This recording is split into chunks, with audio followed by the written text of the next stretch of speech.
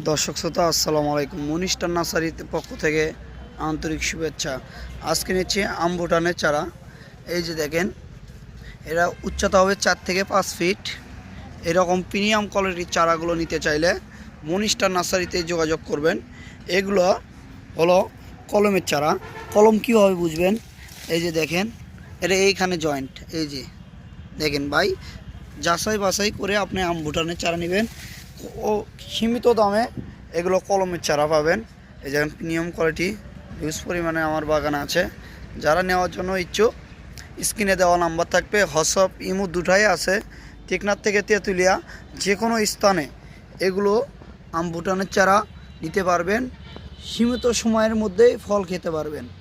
এই যে দেখেন, প্রিমিয়াম কোয়ালিটির চারা, এগুলো কালারফুল চারা।